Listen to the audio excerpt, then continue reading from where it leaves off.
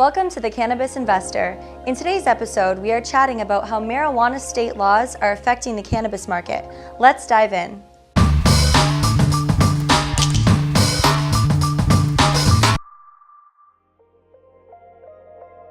As it currently stands, 29 states have passed state legislation that allow commercial marijuana sales either for medical or recreational uses. Although we consider the U.S. to be lagging behind its neighbor Canada in terms of marijuana legislation, a steady stream of positive news over the past couple of months has indicated that this could be changing for the better. Let's learn more about how marijuana state laws are affecting the cannabis market. Including Nevada, 7 states have legalized recreational marijuana with their own individual restrictions for use or possession. For instance, in California, which passed laws to allow for medical marijuana possession as early as 1996 with the passage of Prop 64, allows adults over the age of 21 to possess up to an ounce and grow up to 6 plants per household. Furthermore, new proposed laws call for nearly 20 types of different licenses, which include testing labs, delivery services, and dispensary operations. And for the cannabis market to really take off, these policies will have to be ironed out so as to integrate with the newly passed recreational use regulations. To that end, Governor Jerry Brown's administration released documents outlining proposed changes to the standing laws, stressing on the need for a single regulatory framework in order to avoid duplicating costs and bringing confusion to businesses.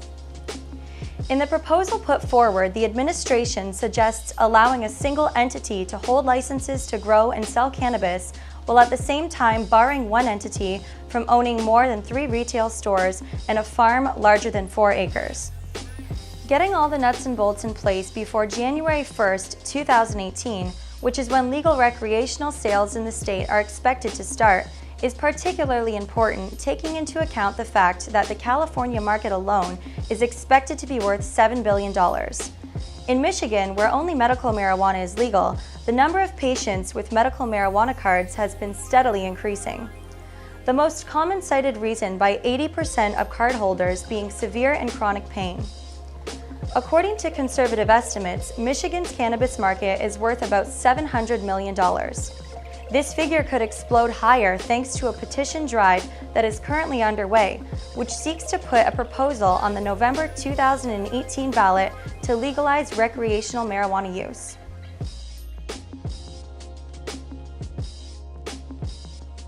With more than 211,000 qualified patients growing their own cannabis and an additional 37,000 registered caregivers also running their own grow operations, Senator Rick Jones still feels that more should be done in terms of regulation. What we have now is totally out of control, like the Wild Wild West, according to the senator. For places like Hawaii, patients haven't been able to access medical marijuana since the state hasn't allowed dispensaries to sell their products just yet. This is because the state is yet to certify any labs to run the required safety tests, which means that dispensaries have been sitting on product they can't move while still incurring operational costs. In fact, dispensaries such as Aloha Green have been incurring expenses of up to $100,000 per month without making any sales, and has instead been forced to use its commercial space for patient outreach services and informational public visits. In conclusion, although we can't go into in-depth detail of all cannabis state laws in a single video, we believe that this is enough to shed more light into the effect they bring on the broader industry and why state legislation needs to do more in order to unlock the full benefits of cannabis legalization. Thank you for tuning in to another Cannabis Investor video article. Don't forget to follow us on all of our social media channels to stay in tune with all of our latest posts and more.